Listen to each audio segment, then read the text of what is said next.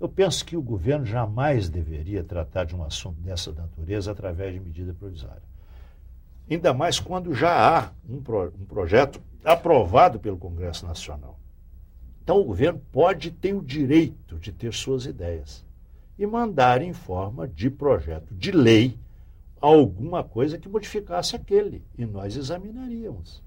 Mas enquanto não fosse aprovado aquele projeto de lei do Executivo, estaria prevalecendo aquilo que já tinha sido votado no Congresso, que é o caso que você acaba de relatar. Mesmo porque doação de órgãos deve ser debatido nacionalmente. A forma de debater um projeto desse com a participação da sociedade é pelo Congresso, que é o perfil da sociedade brasileira. Quem é o representante do povo aqui é a Câmara dos Deputados. E o representante da Federação é o Senado da República. Então, somos nós responsáveis para examinar essas questões. São questões que não são de urgência, absolutamente. Elas são relevantes, mas não são de urgência.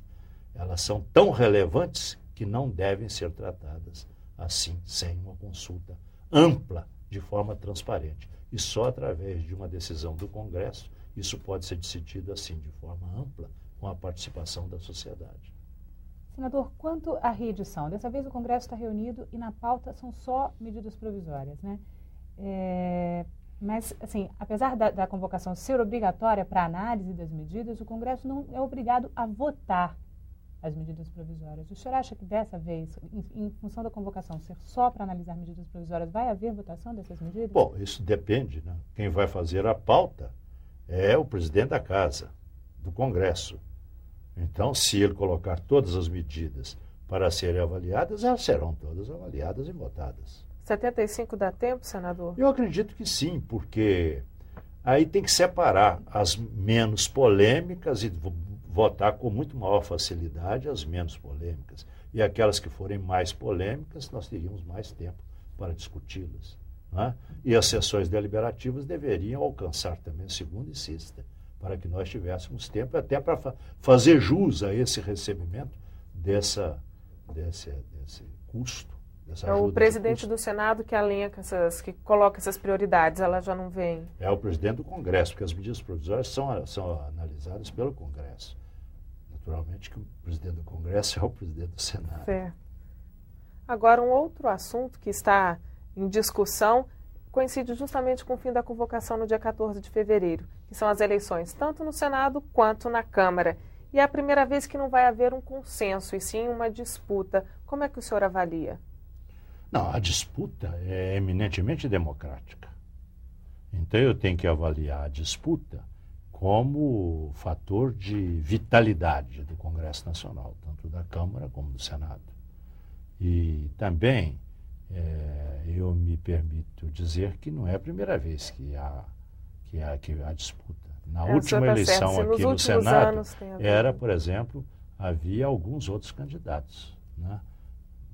Então, pode haver, naturalmente, isso não perturba a democracia, ao contrário, isso fortalece o regime democrático. Agora, é claro que nós temos essa norma tácita, tanto no Senado como na Câmara, que os partidos majoritários têm uma preferência para a apresentação do candidato a presidente de uma e de outra casa. No Senado, o PMDB é vez do PMDB. E o PMDB está realizando, naturalmente, esse trabalho de apresentação do seu candidato. O candidato do PMDB, pela vontade da bancada do PMDB no Senado, que irá disputar. Agora, qualquer um dos 26 senadores do PMDB poderá apresentar seu nome na reunião da bancada. E esse nome será examinado e será objeto de votação. E dali sairá o vencedor, que é o candidato do PMDB, que vai ser submetido à apreciação e votação do plenário do Senado da República. Senador, na Câmara os candidatos fazem campanha aberta, com cartazes nos corredores, e aqui a gente não tem até hoje o candidato claro, a gente não sabe quem é. Como é que o senhor avalia essa situação? Nós, por exemplo, vamos saber isso no momento em que a reunião do PMDB terminar, a reunião da bancada do PMDB. Terminada a reunião, nós teremos o candidato do PMDB. Nós não podemos, ainda que nós tenhamos grandes companheiros, eminentes senadores em todos os partidos, mas nós não podemos chegar e dizer que o candidato partido tal, etc. Nós sabemos do nosso partido. Nós vamos apresentar o nosso candidato e vamos disputar.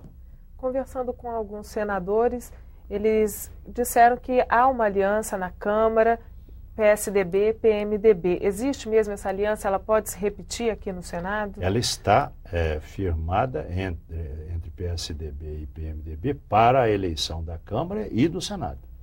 Então, seja qual for o nome do PMDB, vai ter o apoio do PSDB aqui também? Obviamente, desde que o PMDB aprove o mesmo tratamento na Câmara. Então, é um acordo que oferece condições de reciprocidade de apoio, tanto na Câmara como no Senado. Então, está fechado esse acordo. E esse acordo, ele oferece para o candidato do PMDB no Senado os votos do PSDB. Da mesma forma, oferece para o candidato do PSDB na Câmara os votos do PMDB. Agora, é claro que o voto é secreto.